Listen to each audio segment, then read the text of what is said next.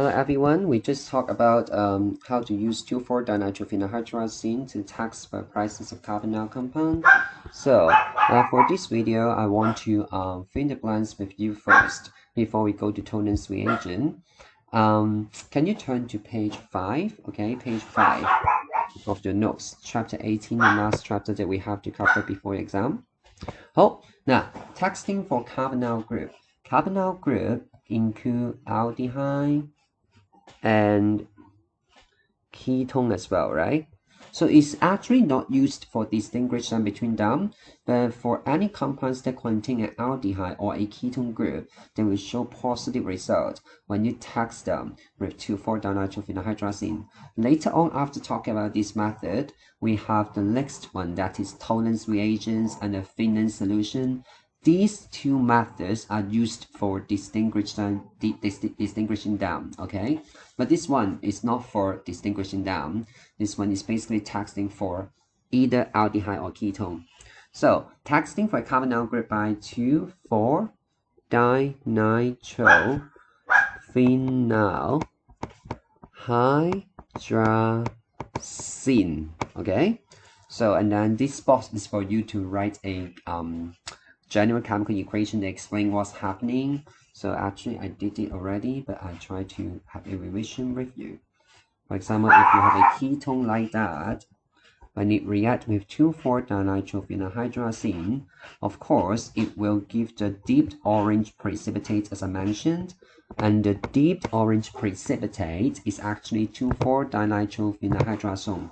So the way to do it is you pull out the water from here, combine the rest of them, and then link this C and this N with a double bond. That will be your hydrazone, okay? So let me draw the structure for you.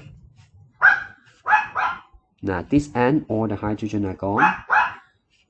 And remember, N contains 3 bonds only. So this is your 2,4-dinitrophenohydrazone. O-N-E, okay, hydrazone. hydrazine. Now, as I told you, the 2,4-dinitrophenohydrazone, not only does it give a deep orange precipitate, if you try to find out the melting point of hydrazone obtained after recrystallization, it will give you a very characteristic melting point. If you compare this melting point against the melting point data from the chemistry literature, you actually can identify what exactly this carbonyl compound is, okay? So let's just take a look. If an aldehyde or a ketone, remember both of them, is present, a deep orange precipitate is formed, okay? The precipitate form can be purified by recrystallization, okay? And its melting point can be measured experimentally. As I told you, you can also identify what exactly it is by referring to the melting point data of the chemistry literature. From this, the specific aldehyde ketone used can be identified. Now, identify is different from distinguish. Distinguish means you tell the differences between them, and identify is to find out exactly what it is, okay? As I mentioned, since a small molecules water is produced, okay? So this is a condensation reaction. So are you okay with this? Are you okay with this part? Now, if you have no questions, then I will go to introduce what Tollens reagent is. Tollens reagent, okay?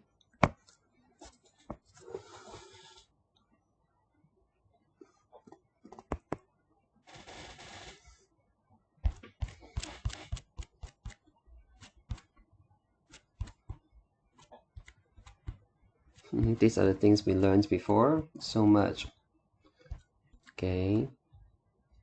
Okay, Tollens reagent.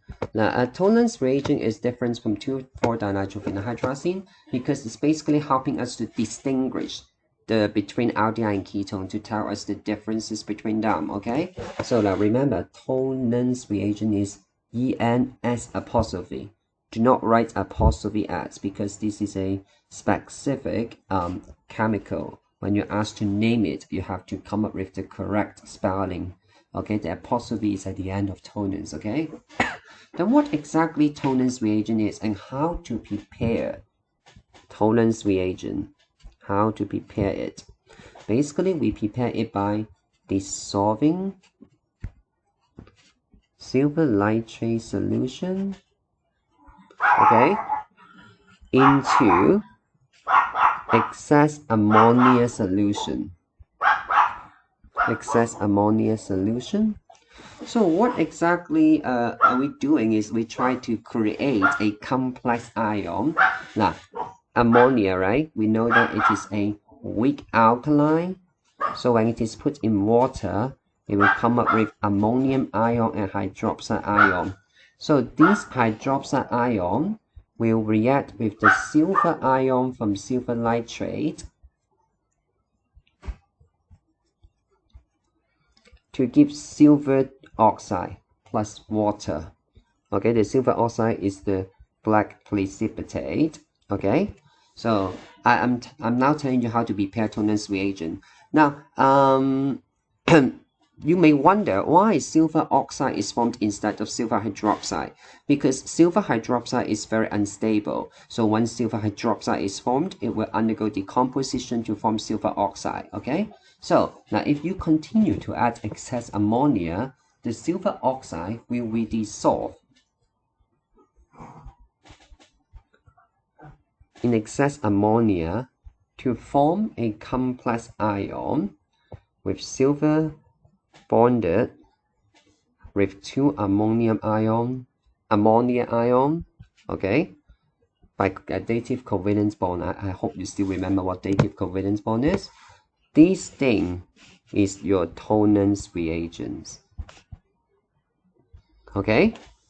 Now I will also find a video clip from YouTube and then for the preparation of Tollens reagent. So basically, when you add a small amount of ammonia solution into silver nitrate, small amount, you will see it become black precipitate. Okay, but if you add excess amount of ammonia, this one will be dissolved and become a complex ion which is aqueous. So your Tollens reagent is actually colorless, okay? And you need to warm it when you prepare it, okay? Do you understand what I'm saying? Oh no, you don't have to warm it. When you use it, you warm it, okay? For preparation, you just mix these two things together. Okay, now then what exactly is happening? Why can it help us to distinguish aldehyde and ketone? Basically, the mechanism is very easy. It's just a redox reaction. Now, redox. Okay, now if you have an aldehyde, we know that if by given a proper oxidizing agent like dichromate ion, it will be oxidized to carboxylic acid, right? But right now, your oxidizing agent instead of dichromate, it is silver ion. In the complex ion, you have silver ion, okay? Okay, so basically what's doing is this is oxidation. It will be oxidized to carboxylate ion, okay? Now, of course, no carboxylic acid, because once carboxylic acid is formed, since the environment is alkaline because of the presence of excess ammonia, the carboxylic acid will be turned to carboxylate ion immediately. So this is oxidation. O stands for oxidation, and the reduction is the silver ion oxidation number is +1, and then the oxidation number decreases to 0 in its elemental form silver. Okay, so this is reduction. So basically these two go together to give the silver. The silver formed will be coated on the wall of test tube, giving you a silver mirror. Okay, I will find a YouTube video clip and for you to take a look on how we use a Tollens reagent to test the presence of aldehyde. And we need to heat it up when you're doing this, when you're mixing them together, around 55 degrees. Okay, do you understand what I'm saying? Okay, so let me stop here, and then we will go back to lecture notes in part 3.